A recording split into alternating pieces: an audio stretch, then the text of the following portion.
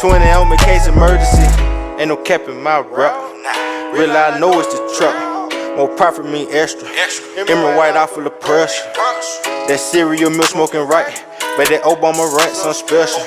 Kansas City, I'm a chiefer. Shout out to K5 on new one. Country thuggin', I was hustling. I always had it on me. Booming like OJ the Juice. Till a nigga told on me. From now on, it's relentless. Ain't no love, we ain't friendly. If she want me on him. No the law, she get the business. No the law, still the motto. Empire. Hello. Welcome in. This is the Birds of a Feather podcast with your boy Q City. Taj Bravado. And this is episode 31. Reading is fundamental. You understand me? So we're going to look at last week versus the Jags, look at next week versus the Titans. We're going to do in division and then give me props. City talk at the end. So come along with us. Enjoy this ride.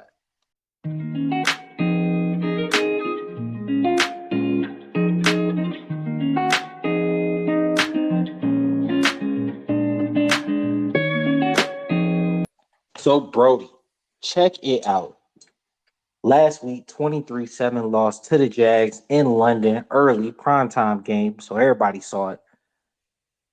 This was a disgusting loss. It was disrespectful, honestly. I felt offended. I felt like they was talking to me personally, but what were your thoughts on the game, bro?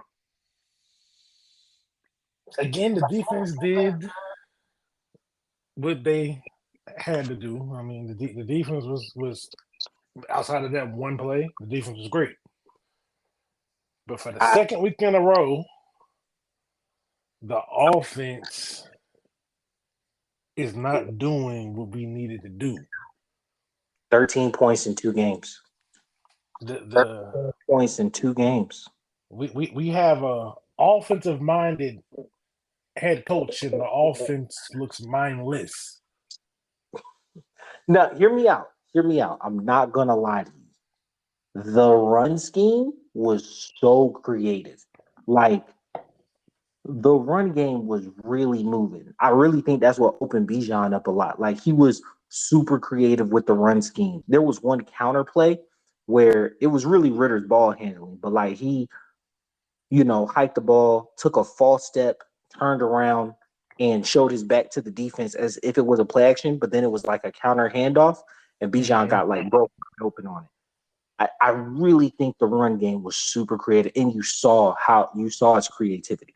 Well, I mean, that's what Art gonna do. Like the run game, he when it comes to the run game, he's Shanahan, but he needs the other parts to get the Shanahan level.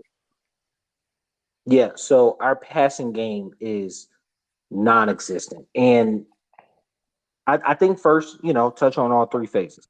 If I look at special teams, I don't feel like our special teams played any significant factor in the game. I feel like our punt team and punt coverage was fine. I feel like we didn't have any reasonable returns or ability to make a return.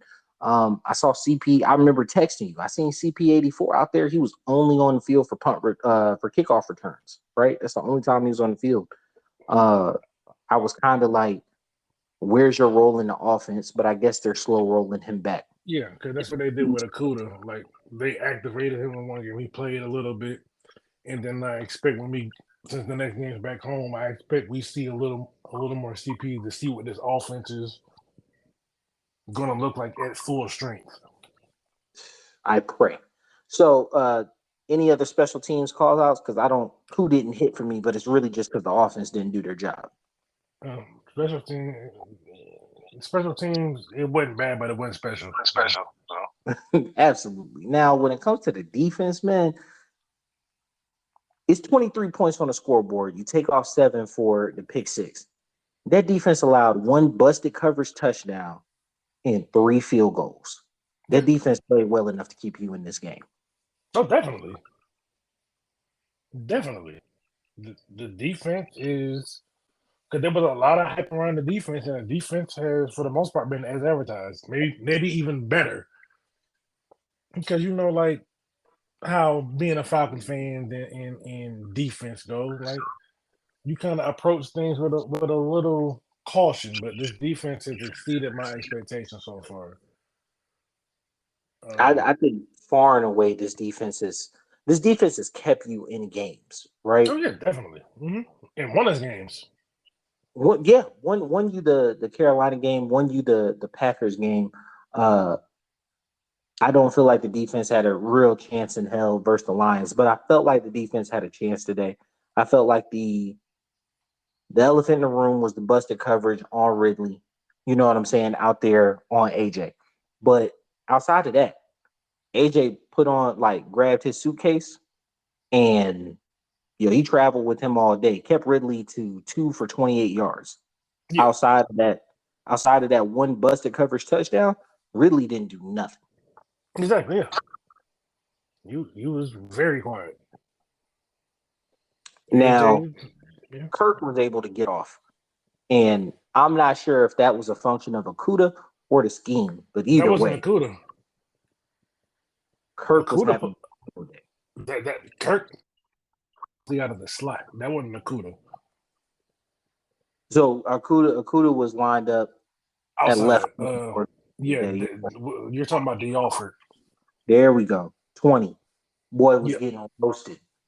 yeah. Oh yeah, he was I mean that's the weak point, and that's where teams are going to try to attack us is at that nickel corner, because outside we pretty solid. AJ is elite, and then Akuda, he has, I mean, he has the draft pedigree, in some unrealized potential. So teams are probably going to take their chances with the lesser caliber guy in the offer. So And they picked on him. He had one splash play today where he blew up a screen, but even with them hitting Kirk repeatedly, bro, they really weren't able to capitalize. They I know. really weren't. They kept them in great position today. Now I know the play calling changed drastically once the pick six happened. We'll get to the offense, but I felt for a good part, our defensive play calling was in the game.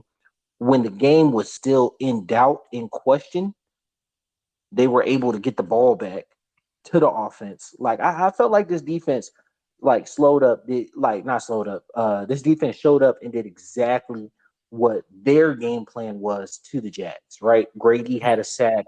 It was a good game defensively.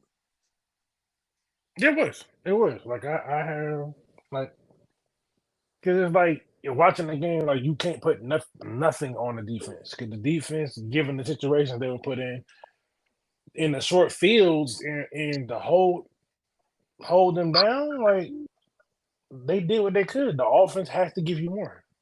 That second pick that resulted in no points when I think they ended in the red zone, didn't they?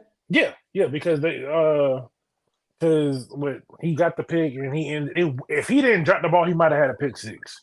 He might have had a pick six if he didn't drop the ball. But I remember he was at right on the edge of the red zone or either in the Yeah, red maybe zone. like the 20. It was around the 20, roughly. I don't know, remember the exact, but I know it was around that range.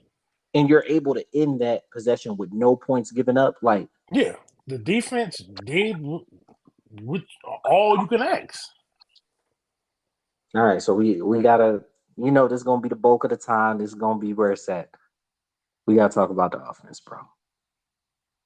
Do we got This to? offense is just the word stale, unimaginative, uh, bad execution come to mind, but it really boils down to our quarterback just did not make the plays necessary and actually made the plays that cost us the game. See, watching the game, seeing how Ritter adjusted in the second half really frustrated the hell out of me, because it's like Man, what? in the second Man, half he's playing with such just confident. just confidence. He's decisive and relatively accurate for him. But in the first half, none of that was there. Like, So here's my thinking. Because they were able to score 7 relatively easy, right? yeah, So when it comes when it comes to the Falcons offense, y'all kind of got behind, but the run game was still a factor. What is our first 15 and how were we getting Ritter involved within the first 15? Like what are the reads? And that breaks down to basically the title, bro. Like where are your eyes on the defense? Because even the announcer broke down the simple uh, flat slant concept and how Ritter literally just read it wrong. Like Mm-hmm. the corner went over, you took the slant route. Bro, I'm sitting at home on my couch and I see this. You know what I'm saying? Like, of course that's a pick six. Like, dude walked into it. Yeah.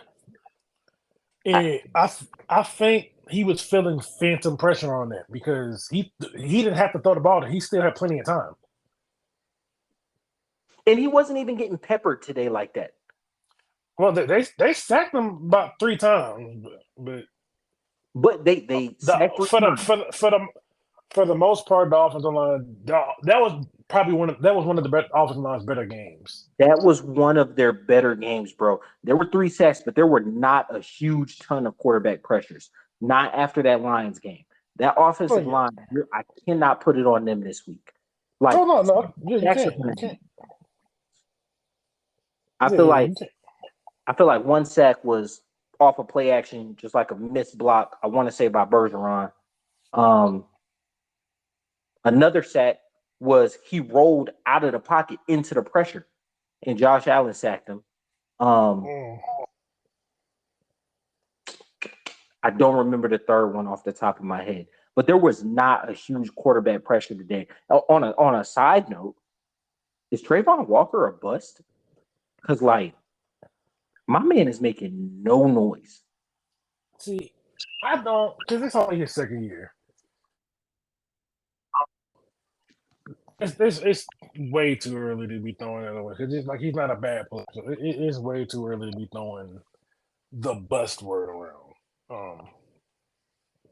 Because with a player like him, a lot of it comes down to usage. I think Jacksonville is still figuring out how to use them. Now, I mean, he had 3.5 sacks last year. They got him playing stand-up linebacker sometime. And I mean, already at the start of the season, he's got 2 sacks. One against us. I think his other one was it was either KC or their first game.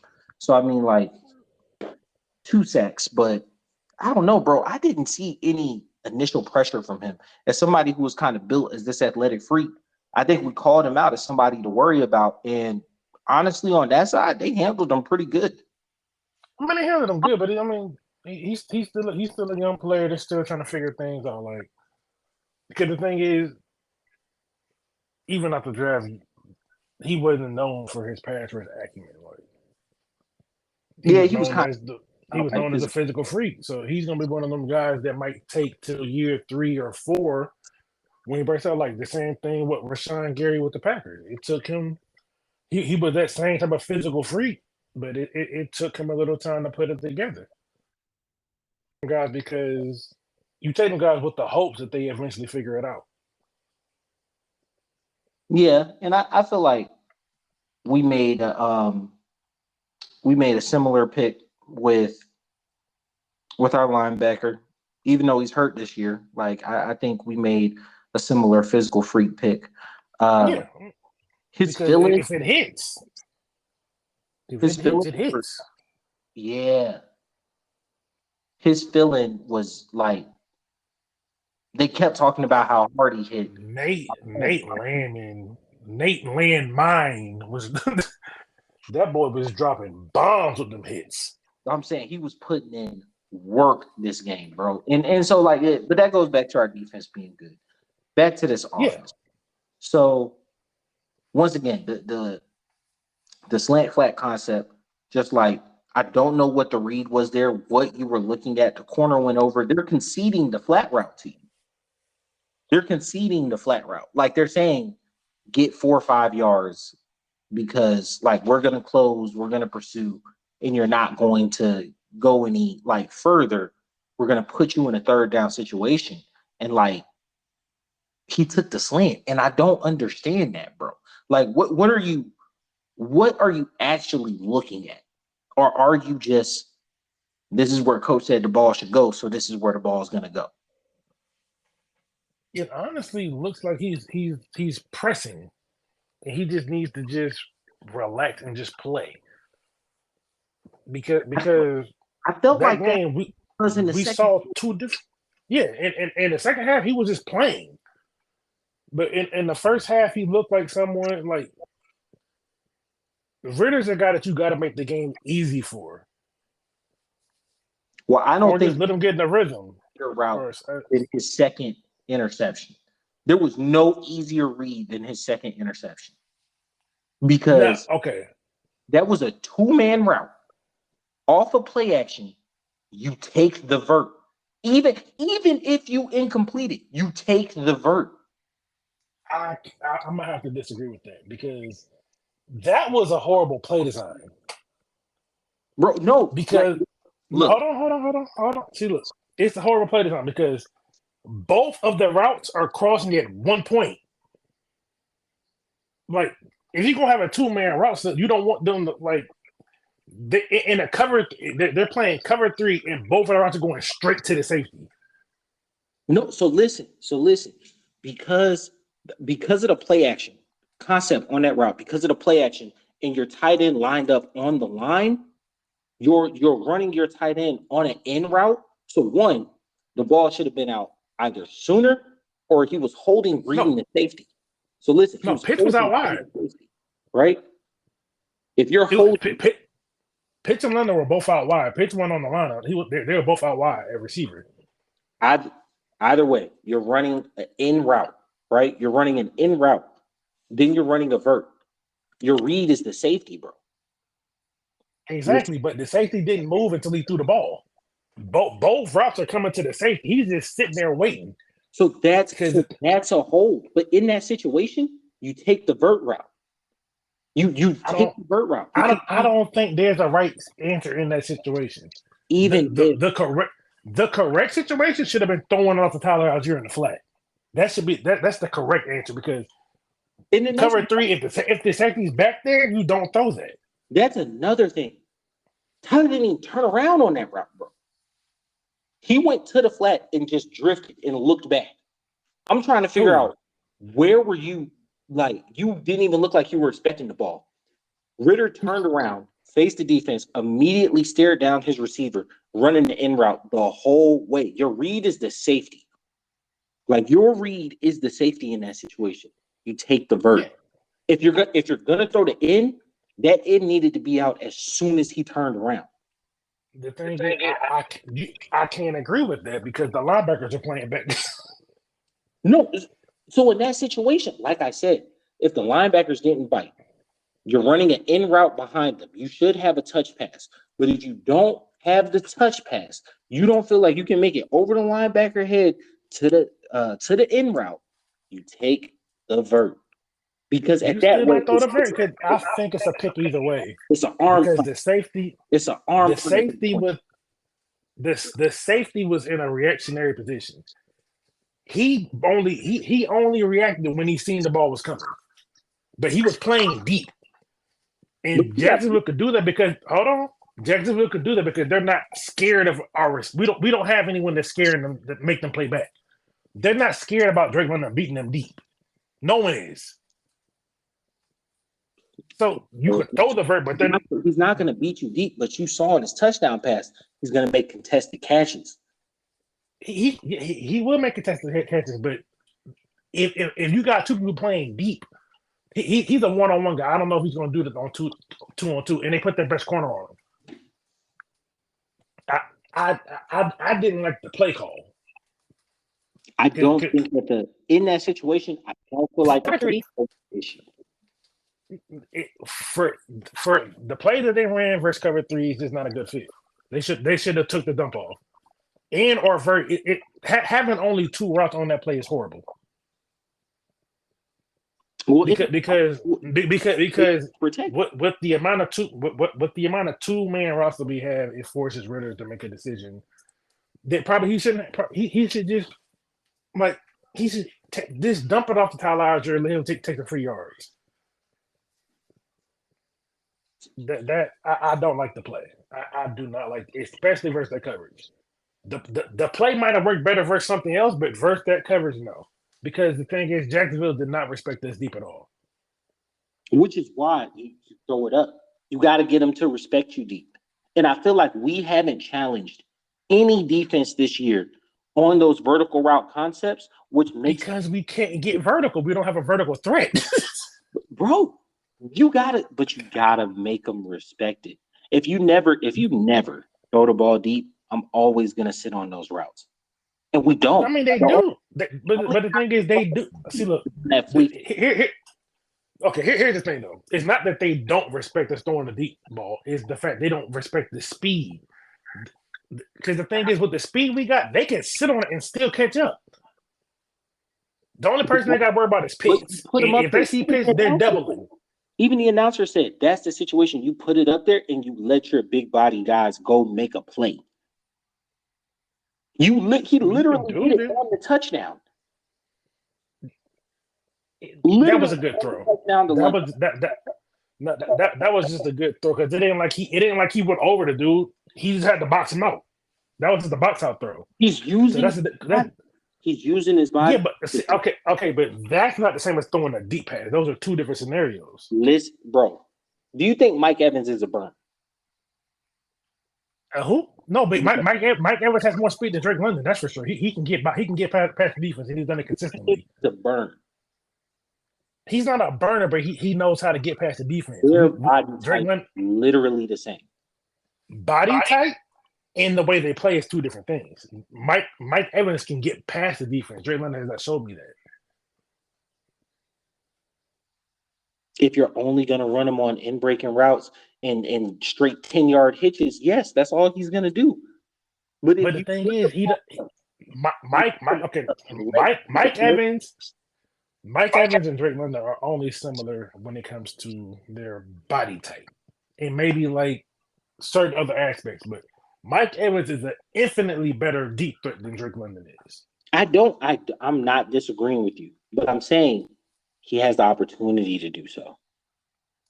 Drake London. Does he? Does he really? Has not had that opportunity within this offense because the routes that he runs that are vertical are dummy routes. They're never looked at. You just said yourself, like, oh, he wasn't going to throw that. What the hell am I running a vert for? What the hell am I running a 9 for? If I'm never even going to get looked at, you have to put the ball up there for them to respect you as a vertical threat. And we do not.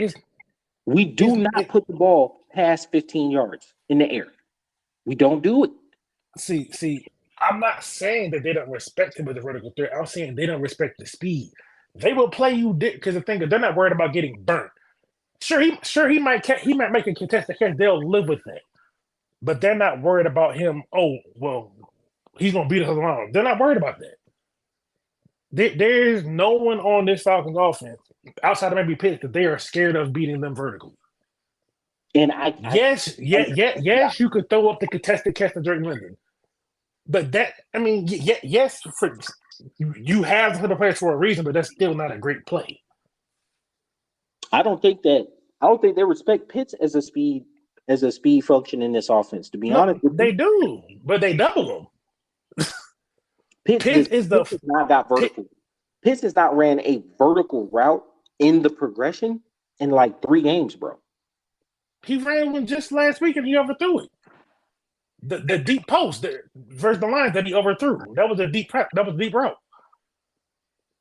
He did overthrow that one. Okay, I stand corrected. I said, hey, play his fuck up. Like Kyle Pitts is our vertical threat, but they double him, so it's not always there. Because Pitts is our most dangerous receiving threat, and teams know that. Now, Pitts also isn't 100%, and Arthur Smith alluded to that in one of the recent pressers. But like, if you're not scared of Drake London's speed because you're like, okay, he's a contested catch guy, boom. The only guy you're really worried about beating you deep is Kyle Pitts, and then we have a guy named Scotty Miller that Arthur Smith is allergic to playing for some reason. I can't ever see the field. He was on the field for what, 7 snaps? Yeah, like I don't understand the purpose. Like you got this speed demon, get him on the field and get some vertical stuff going. Like utilize the speed that you have. You're not utilizing everything. So didn't he call for AJ Brown and the kid they drafted from Western Michigan, who were both similar body types but way faster? Um, The kid they picked what do from you mean? Western Michigan, number 5 overall. Then you call it well, he wasn't the offensive coordinator when they did that. He was just probably a tight end coach when they picked Corey Davis. But he called plays for Corey, right? Because Corey No, wasn't on the Jets. probably maybe a period of time, yeah, like So you, his last year. I'm trying to figure out why consistently you're running your X receiver on these vert routes in the 2-man concept, but it's because you're used to your X receiver separate. Yeah, maybe, but the thing is, you drafted Drake knowing what he was, so like that's why I say he needs a passing game coordinator. He I think needs someone to bring in some the fresh plays eyes that to the work. passing game. I think he might be stuck on the idea of the plays that worked. You know what I'm saying? Like, Yeah, that's why I say they need a passing game coordinator. You got to bring in fresh eyes because the thing is, like, yeah, that stuff worked then, but the team is not the same. Like, you have a different style of back. This team is totally different from that Tennessee team.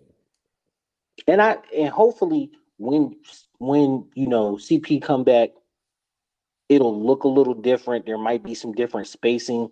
I really hope Algier gets off because he's averaging like 2.1 per carry right now. Like it's pretty bad over the last 2 games. Like he cannot get off.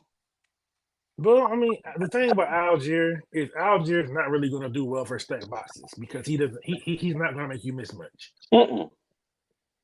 But But we like run Bijan can capitalize on these stack boxes because if you get the flowing too hard, like you see on that run where he cut it back for 40, if you over pursue too much, Bijan can make you pay. Algier not so much. But I felt like he was running against semi light boxes. Yeah, they were cheating a little bit, but like once they got up about 10, we were really in throwing situations at that point. Jacksonville was in cover 3 for most of the game. They had a safety up and a safety in the box. They kept 8 in the box pretty consistently Now because throughout the game, they're following the blueprint that Detroit showed. Oh, they can't beat you passing, so we're just going to load the box, throw the ball, and we now I can't. felt once we got rolling a little bit in the second half, I feel like that lightened up. It opened up some of the runs. It opened up a Well, little bit of the play action. I felt like see, that was a missed touchdown in the end zone, but I was totally okay with the play call. I was okay with the I was throw. good with the play call. Yeah, Yeah, I feel like the throw was there. It just didn't fall. You the, know what I'm saying? Like, the thing is, the boxes didn't lighten up because they still don't respect us vertically. It's just Arthur Smith adjusted to what they were doing instead of just trying to run them into a brick wall. And Arthur Smith needs to understand that these teams are going to come out like Detroit did and how Jacksonville came out in the first half. They're going to load the box. So you need to be ready for that. And Ritter's not the quarterback that you could just drop back and just, okay, we're going to drop back and throw. You got to get the running game going. You got to find a way to get it going so he can operate off these players and keepers and bootlegs. all right. So I mean, you kind of ran into what the true crux of it is, because like, is Ritter the quarterback? And like, we had this I start. don't know. Yeah, we had this talk at the beginning of the season, and I said about week 6 or 7 he was going to have a short leash. Now, I'm gonna be honest with you. Come halftime, I took a phone call, and the first words before this man said hi to me was "Get him the f- out of here." I said, "All right, bro. Good afternoon or good morning. How you doing?"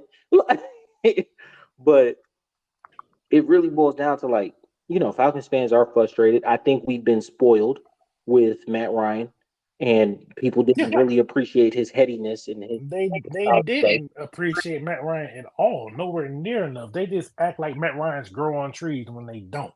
Yeah, no. This is most NFL's fan base's reality. reaction to quarterbacks in reality. But Yeah, I said about a 6 game sample size because that'll give you 10. That'll give you 10 games. Once again, it goes back. You can't change the past, but this is exactly why he should have started after the Panthers game last year. I don't know if those game would have made a difference, but Hasn't lost at I home, mean, but hasn't won on the yeah, road. So we'll see. We'll see this week as we got a home game versus the red hot CJ Stroud. So as of right now, he's 4-4.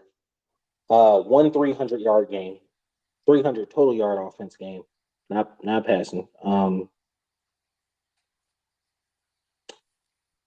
You don't really have a pitch. You don't really have a pitcher in the bullpen. Like Heineke, you know what Heineke is, and you signed him to be a backup. You know what I'm saying? Yeah. It's like, what are your options? Where are you going? Are you going to ride this out with Ritter? Are you going to survive another 7-9 season or 7-10 season? You know, He'll be here. I think 3 years in a row with 7 wins, you got to start looking at what's going to change. What's going to change is he's going to have to get an to just be the head coach.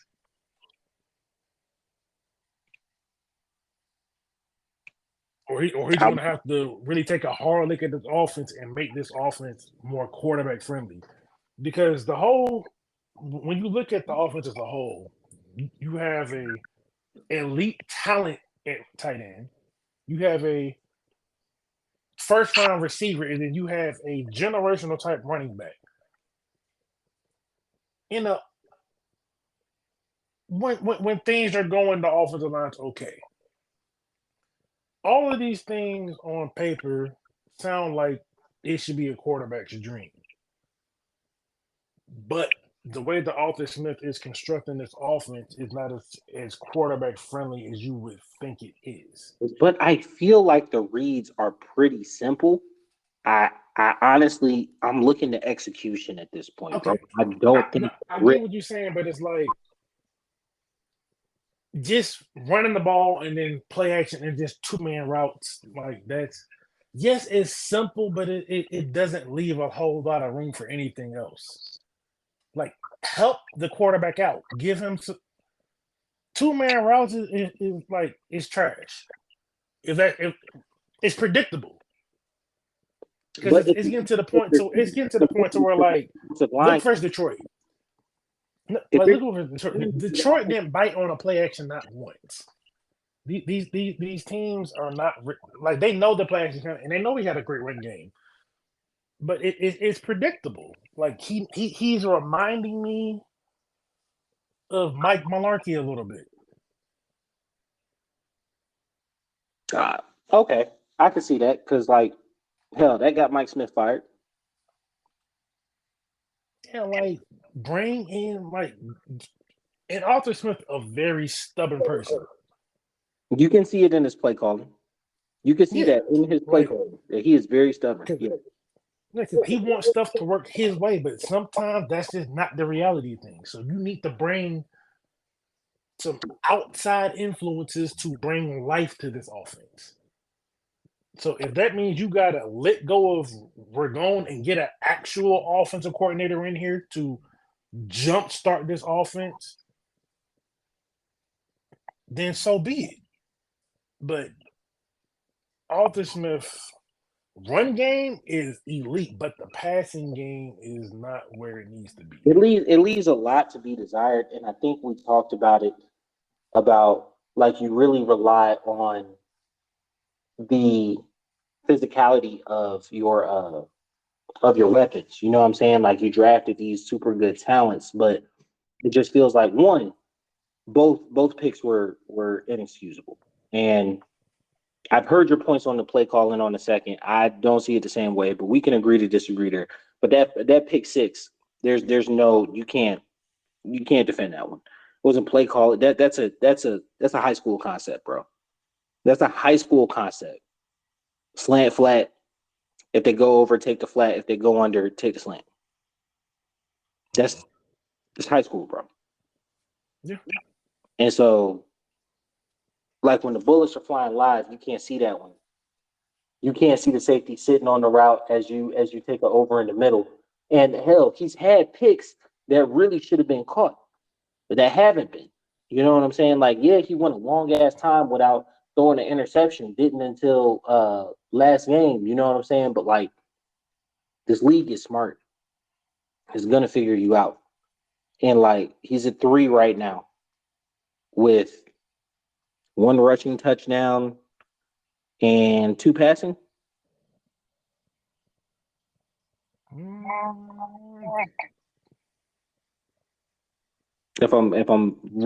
I'm thinking this off the top of my head. I only remember I think like he has. 1 Let's see. rushing touchdown. He had one passing in the Carolina game. He had 1 passing, 1 rushing in the Packers game. And then he had None past 2 weeks. no. No, He threw the one to Drake London. So he has four touchdowns versus 3 interceptions and a couple of fumbles. and it begs the question, man. What are we really doing? You know what I'm saying? What are we? Are we just gonna roll with this all year? You know what I'm saying? Is this the plan? Is this gonna be the guy for the duration of the year? What's that record look like? And then what does the draft look like? Like, See, my thing is because like Ritter is definitely to blame, but Arthur Smith is too. I feel like Because like yes, Arthur Smith has these exotic personnel groupings, but it's still pretty predictable where the ball's going. Like if you see Bijan at receiver go in motion, where's the ball going? well, no, because that pissed me off. I done seen him put Bijan in motion and then hand to Algier to a stacked box. That don't make no sense. No, but it's predictable. Like, cause like the thing is, he'll probably throw Bijan out there because there's a good chance he's gonna get the ball, but at the same time, like he's still using them. Like he uses motion on about like 90% of his plays, or if not higher than that. Yeah, yeah. But it's unnecessary motion too, because like I think so. The whole point of it, I think, is to give Ritter a solid read on whether it's man or zone. But teams just don't move, and they'll have an unbalanced side. They just don't care because they don't think that you can throw the ball and read their defense in enough time. They just don't. I watched Kyle Pitts come in motion across the line, slip, and go back, and not a soul on the defense moved. Well, sometimes it's not about moving. Sometimes it's just about seeing if you can get the matchup you want. Because a lot of because like that's why Shanahan does the motions because Shanahan is a master of finding the matchup that he wants That's and why I attacking feel like it. That's why I feel like it's pointless motion. That's because like your defense, your offense doesn't look like it goes to pinpoint inadequacies in the defense. There wasn't a corner it looked like you were picking on. There wasn't a linebacker it looked like you were running at. It literally looked like these are my plays, and I'm gonna call my plays, and they're gonna work because they're my plays. Yeah, that's exactly what it looks like. That is exactly what it looks like because it doesn't look like he's picking on any particular player or because even in games where like say a cornerback gets hurt, typically most teams they're drawing up a shot to go right at the cornerback. Okay, we're going the ball at them. Yeah, Because like like even in the Panthers game, he got it right in the second half, but it's like just as much as Desmond Ritter gets off to these slow starts, so does Arthur Smith. and that's why I was saying, like, what does our first 15 look like? What is the overall plan that they're trying to produce in our offense? Because like as you're watching it unfold throughout the game, I don't see a clear plan outside of we're gonna run the ball and then we're gonna play action and then we're gonna hit a deep shot eventually, but in the meantime, we're gonna dink and dunk down the field. Like, and I can tell you that sitting on my couch You know what I'm saying? Playing Monday morning, playing Sunday afternoon quarterback. I can like tell you where the ball's going, and I don't do this for a living. So like that's an issue. You know what I'm saying? Like if I can see your formation and I'm calling out play action, what do you think these guys who do this for a living are doing? Easy pickings. And I would like to see a little more direction in the offense. I guess is what I'm looking for. His run schemes are amazing, but like there's no other way to say it. You're gonna run the ball against everyone. Like even when you run, it feels like it's more about how smart you are running the ball than it is about running with a purpose. Like it would have been different if you were like, we're gonna run at Trayvon Walker, right? We're gonna run at Josh Allen. Like it didn't feel that way. It felt like, ooh, look at this really cool run scheme I came up with. And I guess that gets like that's your calling card. It gets people to say, oh, he's a genius offensively. But like you know, even on the ESPN network, they were saying like everybody keeps telling me he's a good offensive coach, when they were talking about Justin Fields. And it's like, yeah, everybody does keep saying that. And when you look at it on film, it looks really creative, but like it feels like it lacks a purpose. It lacks a defined point of attack to a defense's weak spot. And I feel like every other great offensive mind that we think about does that outside of Andy Reid. I don't feel like Andy Reid actually does that, but I feel like he's a much more creative offensive mind and always. He's creative. Like I don't think he necessarily. But Reed, he doesn't really attack. He just gonna like, I'm gonna scheme this shit up so nice. It don't matter who it is. It's gonna work. You know what I'm saying? And I feel like Arthur Smith think he that, but bro, you're not him. Now it is interesting that you say that though, because I was reading the article, and Andy Reid is one of the guys that Arthur Smith idolizes. Yeah, and you can kind of see it. Like Andy Reid is going to run his plays however he wants to run his plays, and like, bro, find a way to stop him. And like Arthur Smith, you think you're that, but like you're not. Yeah, But Arthur Smith. hopefully, I'm gonna need Arthur to I'm gonna need him like. Because the thing is, but even with Andy, he's still open to suggestion. I'm not sure how open to suggestion Arthur Smith is. and I Because think like, that's the issue. yeah, because like I remember Andy Reid in the interview was like, yeah, man, I take plays from anywhere. I took a play from the stadium janitor, and his wife was like, oh, that's my play, and his wife was like, no, it's not. I don't believe you. But yeah, it's just like inspiration can come from anywhere, and I'm not sure Arthur Smith is doing himself and his team the service that it needs to be. Like the run game's amazing, and due to the way he schemes up the run game, it doesn't really run because he's going to have a high success. But with the pass game, I'm gonna need him to be a little more purposeful. And I can agree with that. I can agree with that because it doesn't look like there's a rhyme or reason.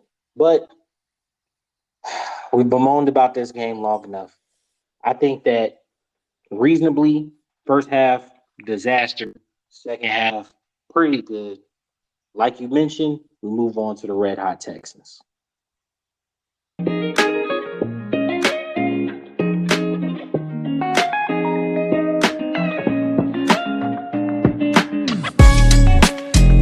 Looking the next week, like you said, we play the Red Hot Texans coming off a 30-6 win versus Steelers, where they even injured their quarterback. CJ Stroud, 300 yards passing multiple times, no interceptions, 5 or 6 touchdowns. Um, this rookie's on fire, bro. And the guy Carolina thinking like, maybe we might have took the wrong guy, but I don't think it falls all on him. One, I think their coach is like transformative. I think D'Amico Ryans is like going to be an amazing head coach. And then he's got a lot of weapons around him. Nico Collins, Tank Dell, Michi ain't even really been doing much, but he's out there. And then their running back Pierce is pretty good. I'm really just chalking it up to the Shanahan coaching tree, and they just got a quarterback with high end tools. They could truly operate this thing and show you what it could look like when you got a good quarterback doing it. He looks man, hey, the kid looks Yeah, good.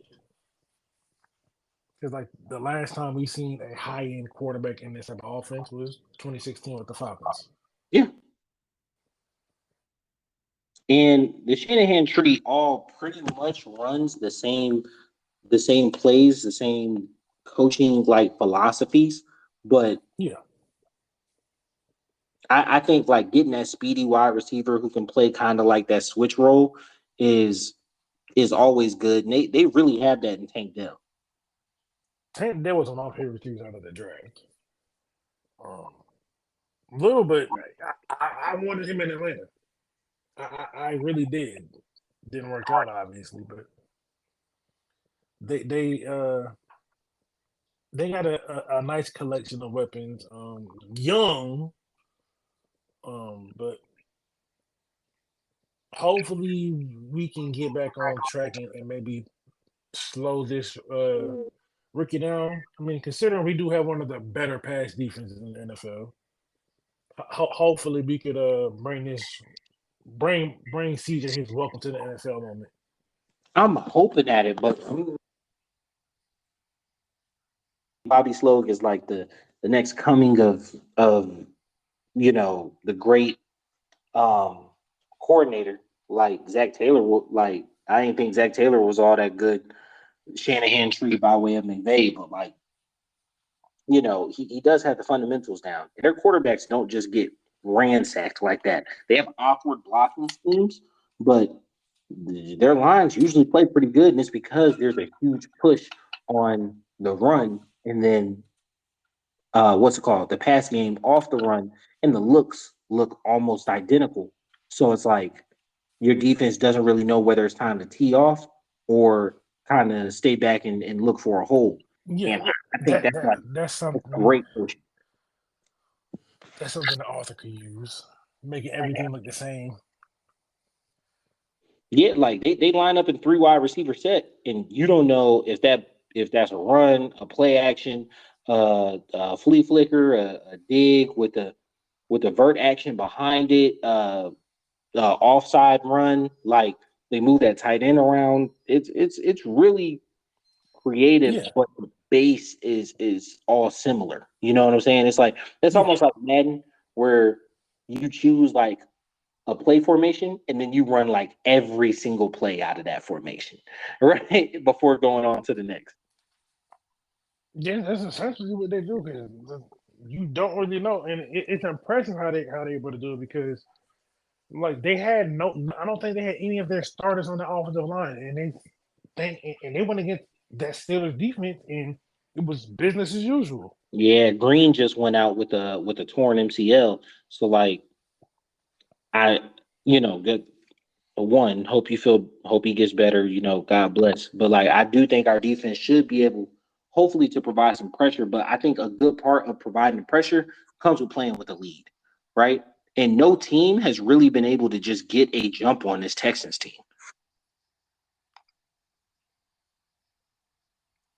Yeah, I think that's pretty fair. I look at And I think a good part of that comes with their defense. I really like Harris. I've always liked him. Grenard and Will Anderson Jr. are kind of your bookends. Will Anderson looks really small, bro.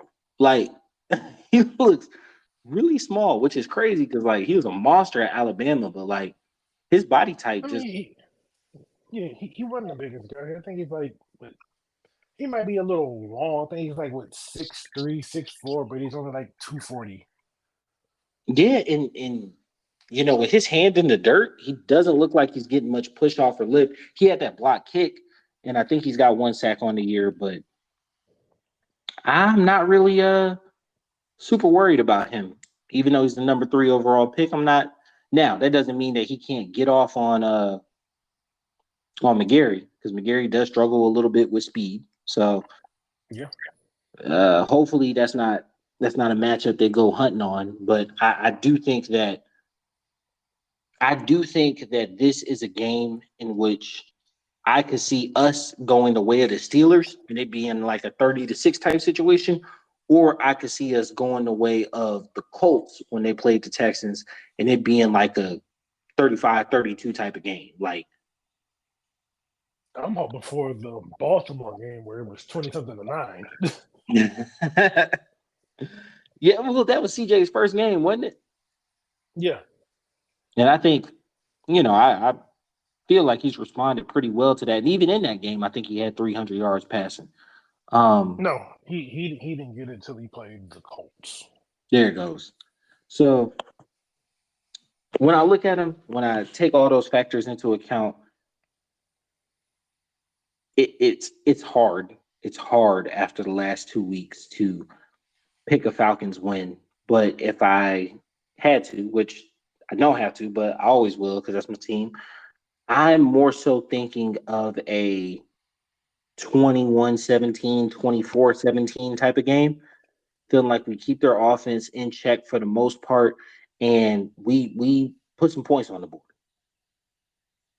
What you think? I'm leaning.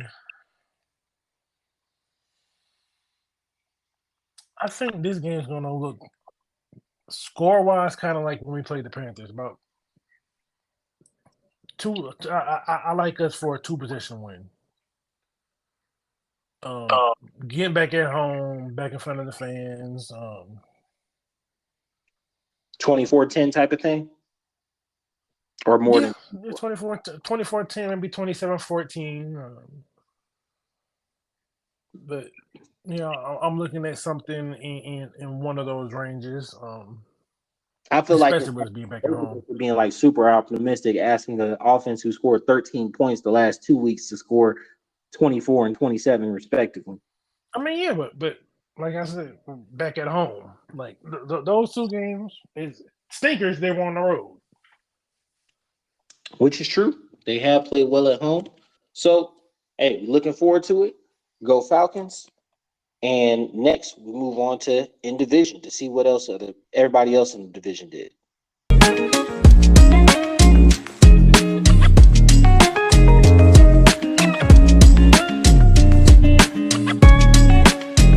Looking forward to in division.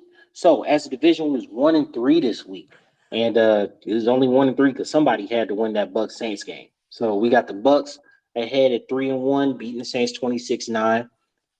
We at 2-2 right now after our loss. The Saints at 2-2 after theirs, and then the Panthers 0-4, lost to the Vikings 21-13.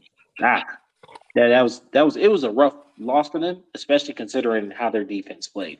But we actually know that life as of now and still have 2 wins. So yeah. What stuck out to you this week about the division, man?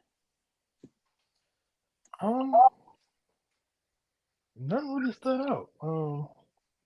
Everything pretty much went as I expected it. Well, the Panthers might be worse than I thought they were. Definitely think they're worse than most of us realized. But I thought the Bucs would probably. I thought the Bucs weren't getting enough respect because people were just writing them off. Oh, the Bucs are going to be in the Caleb Williams conversation, and I'm like, this team is still a talented team. They just don't got Brady. It's the same team otherwise. And as of right now, they're leading the division. Not sure if it's good or bad. They got an early bye, so their next game is in 14 days versus the Lions. The Saints, they play the Pats next week.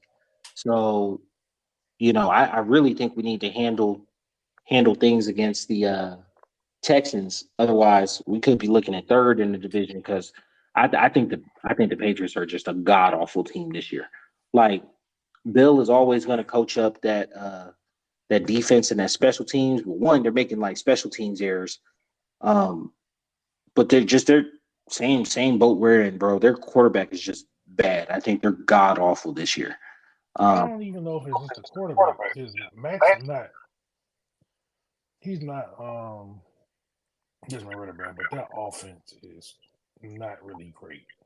No. And they got Clef Chin, Texans coach. Bill O'Brien. Bill O'Brien, there you go. They got him back.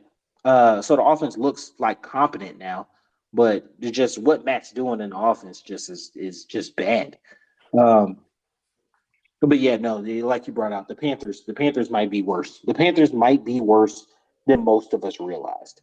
Their next game is versus the Oh Lions. yeah. The Lions have been red hot, um, playing really.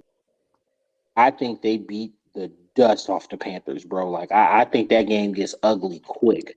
And now you're looking at an 0-5 season. And I think that would officially put them out. Um, I said I don't think the Panthers. go ahead. Listen, I don't think the Panthers ever really expected to be in a playoff this particular year, but they might start 0-5, but I do expect them to get some momentum and steam going toward the end of the season. I expect them to add a receiver around the trade deadline. I'll be keeping an eye out for T. Higgins to Carolina. They want a number one receiver. I don't think Cincinnati's about to pay him. It So I just mean, counterproductive to trade away a dominant number one receiver. I get it. It gets you the number one I over. wouldn't call DJ more dominant. But I mean, his stats did dictate he was dominant. You know what I'm saying? And he was a true number one. I seen the stats. They didn't say dominant to me, but he only had one season of maybe 1,000 yards. Everything else has been like 800 yards.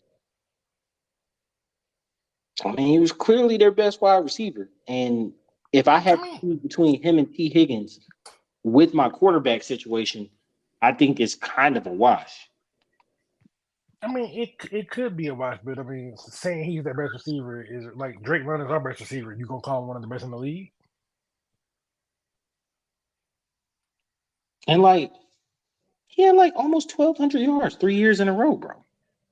No, he didn't. Yes, he did. No, he did not. 19, he had 87 for 1,175. 2020, he had 66 for 1,193. And then 2021, he had 93 for 1,157. I could have sworn when I looked at this. Oh, but you somebody saw his first 3 years, and then he went down to 8. But that's none of us dominant though. I feel like, what was your quarterback situation those 3 years though? D Hop didn't care about no quarterback situation. He just balled. That's completely different. That's dominant. You get what I'm saying? D Hop was dominant. DJ Moore was good, but that's dominant. Okay, that's fair. Okay, you had a very, very good number one wide receiver, right? And like, it just seems super counterproductive to now give up more draft capital to kind of correct that mistake. You know what? We can circle back to that one in City Talk. I think that'd be a great one. But as I'm looking forward in this division, the Bucks aren't going to move, but they got 3 wins. I do think the Saints are going to win next week, so we definitely need to beat the Texans to keep pace. It's a little too early to talk about playoffs, but these wins really need to start adding up. Definitely. They definitely need to start adding up. In a very fast way. We move on next to Give Me Props, and we look at Taj betting for the first time. And I flopped.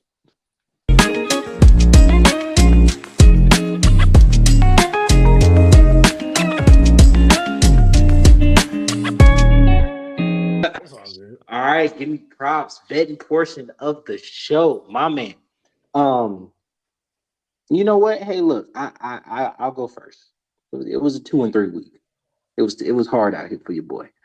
9-11 overall for the season. If you bet with me, you done lost some money. You ain't even break even. I ain't gonna lie to you, big dog.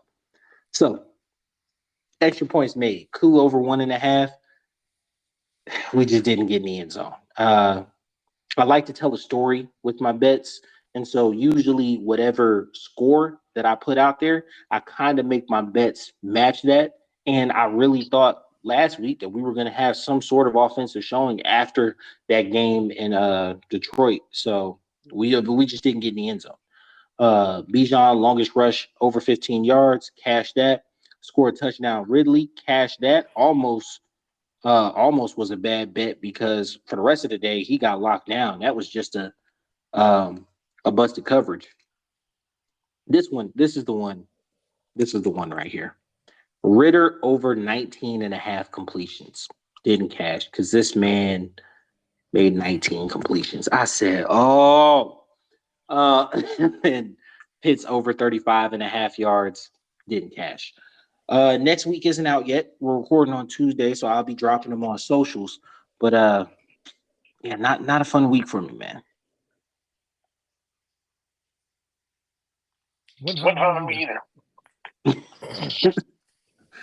So I just knew that my prop was going to hit. I just knew it was automatic.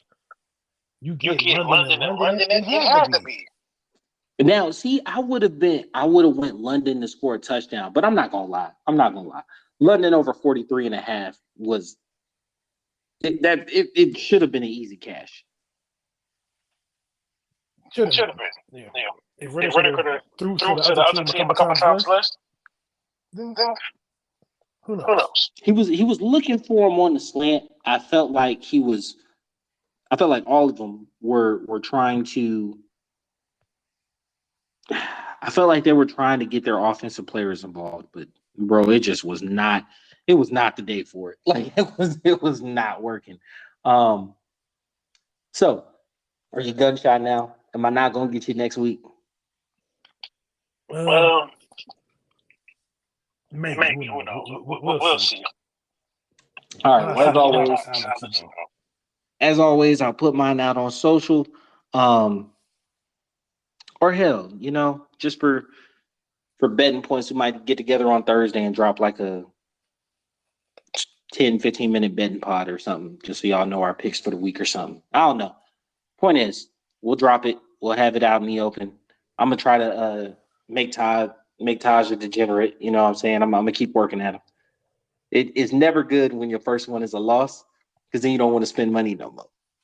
Right. But it's all right. We move on to City Talk.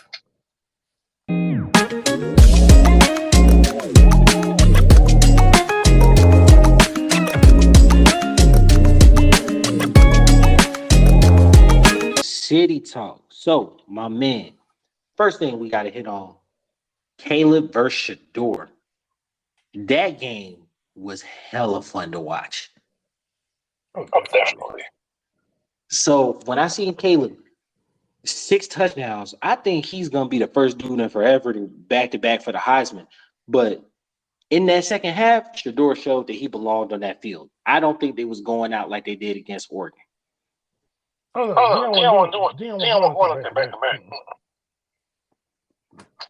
I said, this Sunday y'all playing with. And now I look at it, I think he has solidified himself as Caleb obviously was the number 1 overall pick, but I definitely think Shador has solidified himself as a first-round pick at this point. If he chooses to come out this year, I think he should come back for another year. But if he chooses to come out, I think he's solidified himself. I think he's gonna stay. I think they're going to Pac-12 and the Big 12 next year. I know they switched divisions, and it's gonna be a big year for Colorado, and I'm pretty sure Shador's gonna be there to try to really go after it. I think if they are going to the Big 12. So I think like the passing records that this man's about to put up is about to be stupid. their coordinator used to be a head coach. You know what I'm saying? Left his head coaching Texas position State, yep. to come and coach this man, and he's showing out. And I think it's like a double-edged sword for Caleb, because like you can't go higher than one, so like you can only go down. You know what I'm saying? You can only show that people are close to your level. You can't like raise your stock or profile anymore. You've been the number one pick for like 2 years now. But like when you see quarterbacks playing against him that look like they can be like competent or on his level, like I'm not gonna lie to you. Bo Nix, I seen him at Auburn. I've seen him at Oregon. I don't consider him a good NFL quarterback. I don't. And I don't think that Shador's game was indicative of the type of quarterback that he is against Oregon. I felt like this USC game was a much better representation of like you could put up points, I could put up points, and it almost felt like, bro, if Colorado can get a stop and get them the ball back, I trust Shador with the ball. Yeah. But he also got a lot more help offensively than games too. No, also true. Also true. Colorado's just not there yet. They're just not there. But the fact that they could hang with USC for a good minute, I think bodes well for their future. Definitely. And the recruits love watching that. And like, oh. So they ain't gonna lay down. Okay. You know what? I mean, Prime has that effect, man. Like, his coaches you'll run through a wall for, man. And I think that he's gonna raise the profile of them players once he starts. Like, I don't think they have any draftable players this year outside of number 3, the running back, who I think is a junior and probably not coming out. He's only a freshman. He's number 3. Yeah, true freshman. I forgot what his name is, but he was a transfer. Edwards. Edwards. He's a true freshman. He's a true freshman? Oh, okay. That true freshman, number 14 wide receiver they had, my boy. Oh, yeah. He was going dumb. He might be one of them ones. He might be. I got to see it a couple more times. You know what I'm saying? And then Travis Hunter, like, you've got some draft. It looks like you might have some draftable players in the coming years. That's only going to raise the profile of that program. I don't know where Coach Prime ends up. Colorado's not his last stop. Let's just keep it real.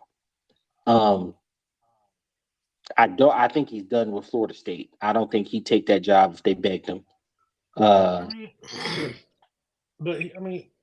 if he builds an empire in Colorado, why would he leave?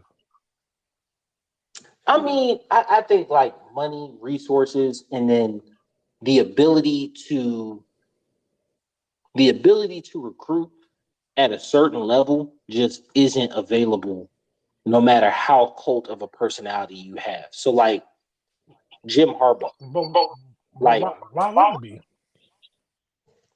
It's never been the case. I can't say Jim Harbaugh. I'll probably say like James Franklin. Penn State is a huge brand. Okay. He's a really likable guy, but like certain kids just ain't gonna come play in the middle of Pennsylvania. It's not gonna happen. Okay, but look at it like this: your state itself is a pretty good football recruiting base, so like that's what Penn State pretty good. But Penn State, like, not a lot of football, big wise, is in like Pennsylvania. You know what I'm saying? Here's the thing, though. Deion got the number 1 player to go to a JUCO. You think he can't get to go to Colorado? You know what? You ain't lying.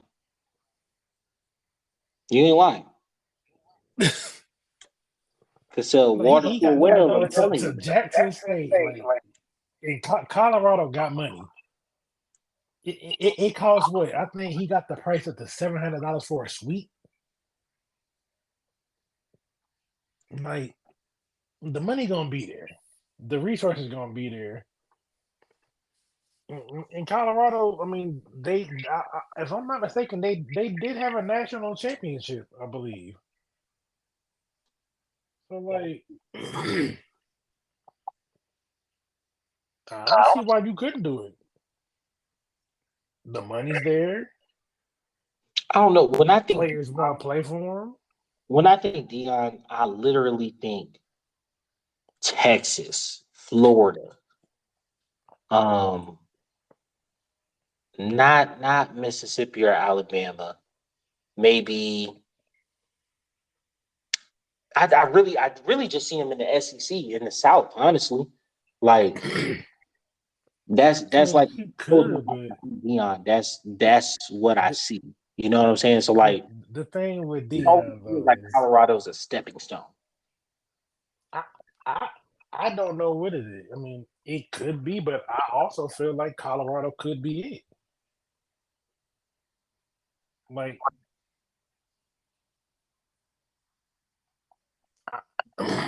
unless he gets like an impossible job to turn down, Colorado could be it because like he got these Florida boys out there. He got people entering the portal. I want to go play for Prime. Him getting players is never going to be an issue. That's true. And his whole team is built off transfers, which leads us to the second topic. What do you think this trade market is about to look like throughout the season? Well, you hinted on it a little bit earlier with Carolina, but Mm-hmm. what do you think overall are some players that could be on the move or like moves that maybe need to be made? Um, it's difficult to say. Um, probably with one trade that probably comes to my mind is maybe Jonathan Taylor. I don't know where he would go. I don't feel like anybody's going to pay him what he wants to get paid. I think he's probably conceded. He can't get the contract right now anyway. He would have to wait to the end of the season. So Yeah, I'm saying the team trades for him. Like I feel like his value is non-existent because if a team trades for him, they're gonna pay him, and if they're not gonna pay him, what are you gonna trade him? What are you gonna trade for him for if he's just finna sit like he's doing with the Colts? no, they activated him off the pup list, so Bro, if he be able he's to play. gonna pay me, my ankle hurts again. No, he's been practicing this week, I believe, If or you trade, he's going to practice tomorrow. if you trade me and this team is not gonna pay me, my ankle hurts again. I'm going to get surgery. Figure it out. Like you understand me? Like, no, bro. No. No. I'm not putting my body in harm's way, bro. That's not happening. Now, I mean, but the thing if is, he won't be able to get the contract until after the season. no, he won't be But I able think like to until after the season. And since he missed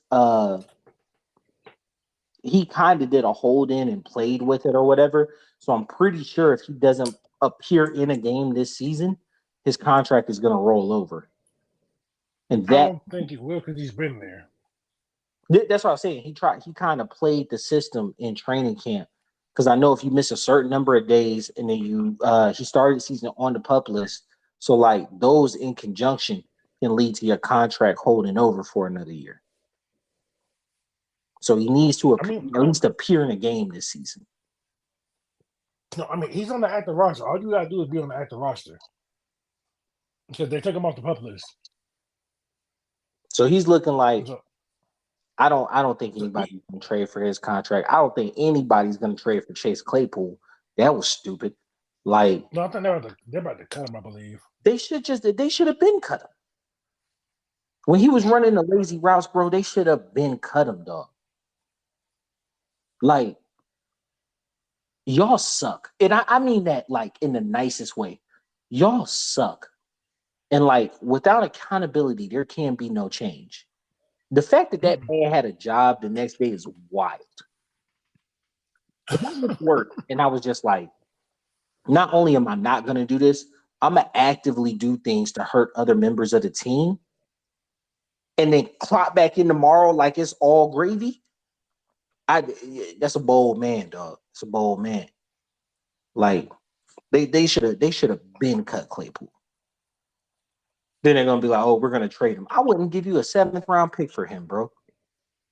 Wouldn't give you a bag of potato chips and a hot fart. Get out of here. Like, no, Dang.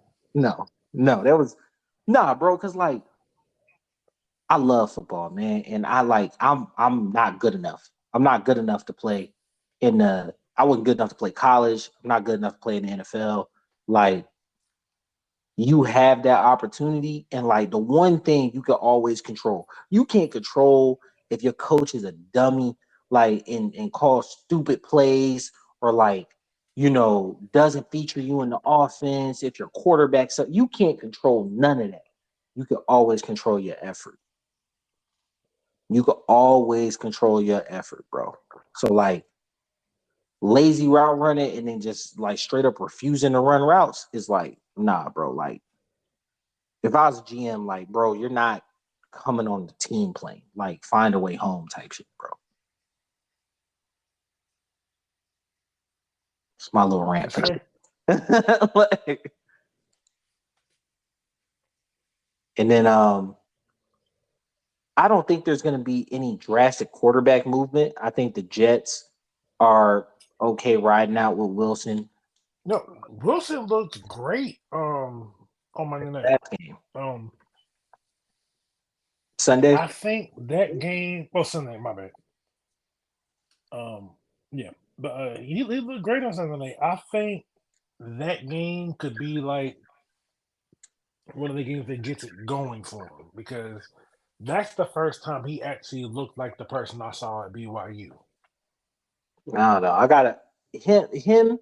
So because he had one game versus the Steelers last year that looked like that. I gotta see it a couple more times from him. I really do. Um, this is the Shanahan style offense, so like maybe there are significantly easier reads. But like this offense was modified to fit Aaron Rodgers, who is a I mean, very like say what you want and being quirky, very cerebral quarterback. Like it is, but I mean, it's been a Shanahan style offense since he got drafted. also true. But they've gone through two different variations of it, right? So you're seeing new offensive coordinators. Like it does kind of change what you're seeing, what the maybe not verbiage per se, but like where your eyes are focusing on. Because everybody has their own little twist to it. You know what I'm saying? So I think that and this coordinator was brought in specifically to work with Aaron Rodgers, who put his own twist on this offense in Green Bay. You know what I'm saying? So like, I honestly I think the Chiefs game looks so good because they dumbed it down a little bit. If I'm just But the thing is, I'm just Hackett didn't even call the plays in Green Bay. yeah, He was the quarterback coach. He just had the relationship with Rodgers.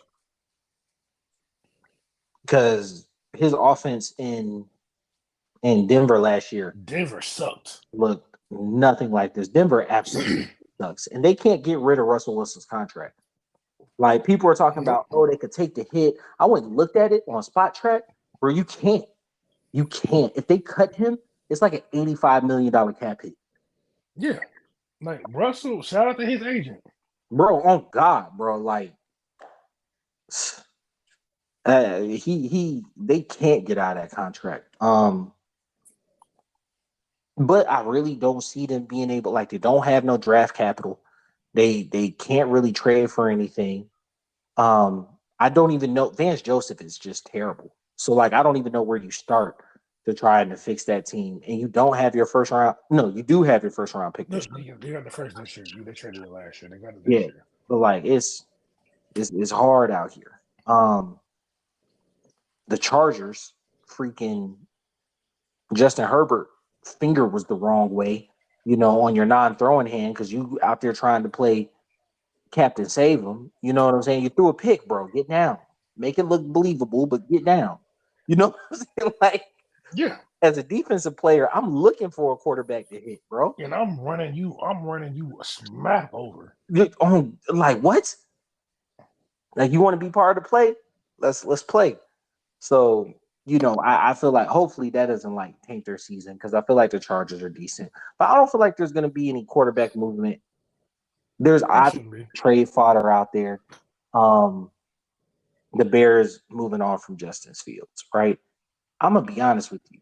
I think no move happens on that until the end of the season. If they do that, then that pretty much shows they going for Caleb.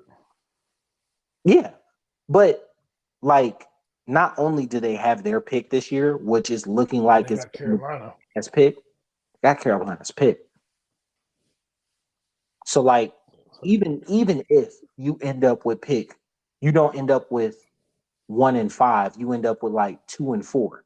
You're looking at Drake May and Marvin Harrison Jr. You know what I'm saying? Or Drake May and some really sweet offensive linemen. Yeah. I think no matter what, with that Carolina pick as well, like with having that Carolina pick as well, and it sucks for Fields, but like I feel like this is a hard reset. Like Oh, it is. I The don't, coaches are gone too. yeah, I Well, don't, no, the coaches might not be gone. I don't see a world in which he's on the team next year. Yeah, And it's a to wrap. be honest, that's regardless of whatever record. Like, unless they win like 10, 11 games. Like, you know what I'm saying? And Like, I don't see that happening starting on 4. yeah, unless they do something crazy. Like, He finally had his best game as a pro. He finally broke 300 yards, what killed me? 4 touchdowns. Like, what really killed me about that game, bro? Everybody's gonna remember that Justin Fields pick at the end, right? Because like Yep. the receiver was supposed to run through. He stopped and thought Fields was going to throw behind him to like throw him open type thing, so he could turn into the field. But like Fields, like threw like you were supposed to keep running. Maybe y'all didn't see the same thing. It looked like it was man coverage. Whatever. Everybody's going to remember the Fields pick at the end, but they not going to remember that it was fourth down and you didn't kick the field goal. You ran the Yeah, ball right that was stupid. Ran That the was ball stupid. right in the middle, bro. You gotta help. You gotta help your guy out, bro. Cause like, if here's my thing, because this is true. If they went up 31-28, Russell got the ball, tied it at 31. Russell got the ball in overtime and scored a touchdown, and they won 38-3. Nobody comes in today and is like, "Yo, same old Fields. Fields is trash. Blase, blase." Yeah. Right? Yeah, but both Fields, it goes from that to Fields did all he could. Did everything could. He didn't get the ball back. Right? But Mm-hmm. like now is this Broncos defense got 70 hung on them. I mean, hell, they let Justin Fields score 28. You know what I'm saying? Like because you Mm-hmm. threw the pick because you were the GOAT at the end, because you threw the pick. You know what I'm saying? And I thought that was just absolute terrible coaching, but like not even Always. in terms of the game. Because like or in most senses, I don't disagree with the call, but it's like you got to help your quarterback out there, bro. Oh yeah. There was You gotta another help him. there was another call like that. I want to say it was the was it Colts Vikings? and Rams. Oh no. Colton Rams. No, I once the Rams got the ball, I knew it was over. Once the Rams got the ball, I knew it was over. But look, nobody's saying prime example. No one's saying anything about Anthony Richardson today. No one says anything about Anthony Richardson. He's great. He's got a lot of promise. This is all good, but it's because he never got to touch the ball again. I mean, but even if he did throw the pick, it still would be a different narrative. This is because Fields has been. This is year 3 for Fields. Like they got the MVP talk on him and all that. Yeah, in 5-24 as a starter, that's just it's bad. It's Like bad. I'm not. it's like the media is kind of like set up to turn on him. I like Fields, but the amount of hype they put on him was unfair to him. And I'm not gonna lie. If you want to be honest, We talk about Ritter can't read the field. Fields is not reading. He's not reading. he's not. He's one look and then he's out. And would that be really cool for our offense? I would love to see how our offense would look with really dynamic playmaking at quarterback. But you did. You saw it. Yeah. You saw it last year with Mariota. I think that would be the exact like how our offense looked last year with Mariota. It would be slightly worse looking with Fields. Yeah. Because I think they are sadly the exact same quarterback. But I feel like people don't recognize that like I said, we're spoiled with Matt Ryan, man. People don't recognize like this is real NFL life right here, man, where it's like you're just good enough to be a 7-8 win team, and there's no real hope at quarterback in the middle of the first round. You're either going to overdraft somebody or you're going to, just run it back with a mediocre cat. Overpaying, get somebody. And I don't even see anybody on the market. Maybe Kirk Cousins. Honestly, I would take a Kirk Cousins with our team. I wouldn't be super opposed to it in a dome and mini. He's super productive, but like, who wants to sign a 34-year-old Kirk Cousins, bro? I don't care how old he is. If he's better than Ritter, I'll take him. I think at that point, like, I would love to see some different type of team building to where it's okay if we're gonna get Kirk and then maybe we draft another guy in the second. Because like I don't think you can take Ritter from 4 games at the end of a rookie year, starter this year, and then leave him on the team when you draft Kirk Cousins. Like you probably leave him on the team for that 3rd year, but yeah, no, he's not gonna be your long-term solution. He won't be long term. He'll finish out his contract. Oh no, I don't think he finishes out that 4th year. I think he draft over him. No, I believe he'll finish out that contract. I don't see why he wouldn't. No, I think you draft over him because like if you sign Kirk at 34, he'll play that 3rd year of contract. There's a 4th year contract. Kirk's 35. You've already decided like he's not the guy. So rather than to have him sit for another year, you would draft over him. Like you draft a quarterback in the 1st round or something. I mean, you probably still draft. You would just keep 3 quarterbacks. I don't think you can. Yeah, just like you a man, bro. Like as a man, you can't go from this is my team, I'm running things to like, yo, this rookie got drafted over me. I lost my job last year, and now someone's been drafted over me, and like think that's going to be a good situation. It's the business. It's like, hey, yeah, but like you're dealing with people. You know what I'm saying? Like you're dealing with people, but at the same time, he understands what he got into. But I think it's unfortunate. I think that situation right there is why the Niners cut Trey Lance. Well, see, that's the difference though. Trey Lance just took 3rd overall. They gave up 3 first rounds to get him. They took Ritter in the 3rd round. They didn't give up anything to get him. Yeah, but listen to what they did this offseason. This is your team. This is it. Like you started your rookie year. They basically, for hella high water, have said we're going to give you this year. You know what I'm saying? Well, yeah, they said they were going to give him a shot, and they gave him a shot. They didn't lie to him. but yeah, so get him the shot how you get asked for, but what do you do with it? It's up to him. Yeah, but like I just like when that shot's over, I just think like that guy usually doesn't remain on the team just because like it's one thing we didn't talk about. Look, we're terrible on the team. We're gonna be quick with this last one. All right. The one thing we didn't talk about, bro, the blow up on the sideline.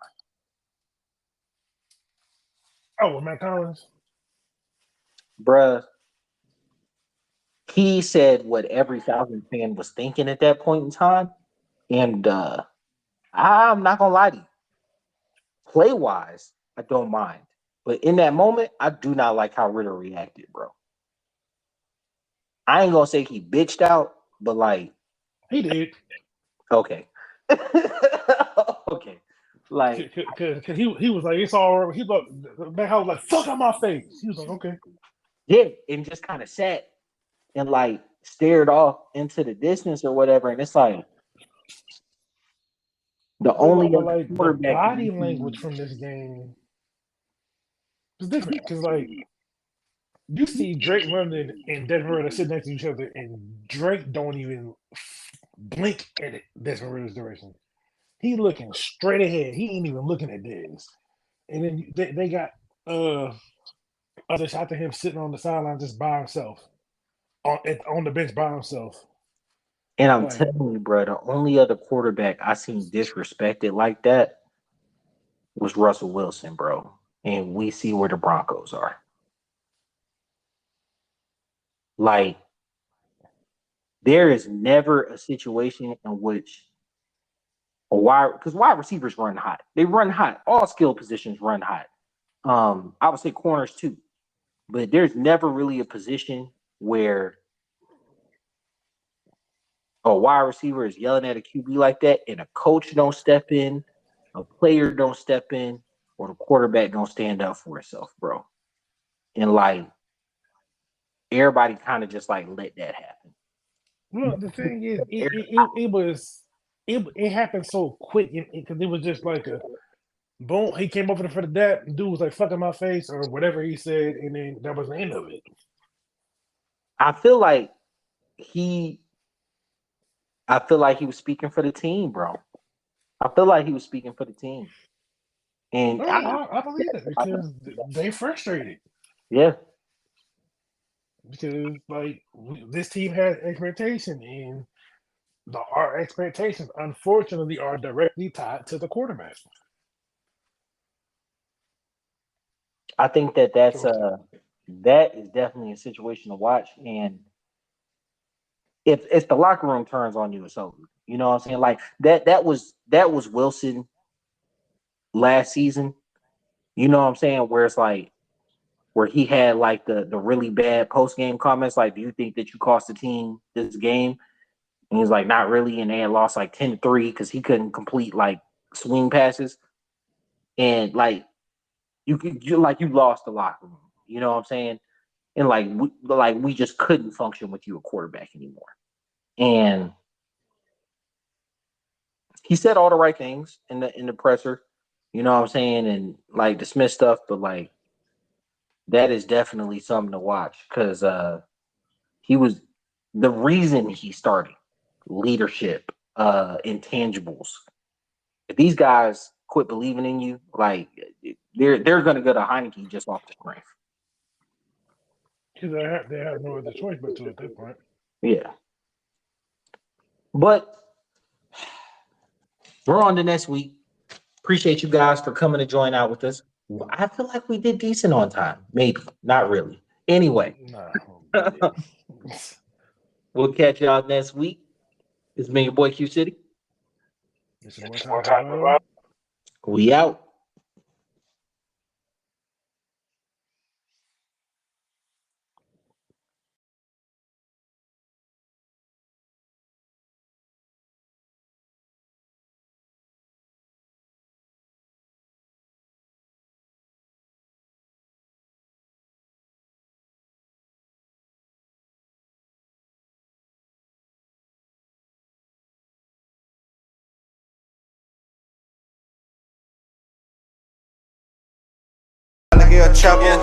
Looking like I hit the lotto. I want a hottie like mulatto. I'm on here and she on Moscato. I'm in them good till tomorrow. I'm a robber for the Neros. Your little laws, I'ma put you on payroll. You smell that aroma? Design the air, it's a party here. Papa Corona, she moving the body, she working them heels. Gotta go get it mentality. Grocery bag full of celery. Only believe half what you telling me. Keep a 20 on me, case emergency. I wake up early every morning. Thank the Lord and get the bag. Hustle hard, get the cash. Stack first, then I'm showing my ass. Gotta go get it mentality. Grocery bag full of celery. Only believe half what you telling me. Keep a 20 on me, case emergency. My babies, that's who I grind for. That's who I do it for. Like the Navy, that's who I'm toting that iron for. Keep one in the head like a thought, nigga. Yeah, I fuck with Ty, he a boss, nigga. Foot on their neck, I exhaust, nigga. Niggas cross me, so I cross, nigga. No stripper was lit last night. 500, what it cost, nigga. Shit was really legit last night. Had them hoes at the house, nigga. Instagram, Snapchat, Triller. What they say about Jay, he a go-getter. Used to have them fat sacks in the grove, nigga. Late nights, early morning in my dough, nigga. You smell that aroma? Desire in the air, it's a party in here. Papa Corona, she moving the body, she working them heels. Gotta go get it mentality. Grocery bag full of celery. Only believe half what she telling me. Keep a 20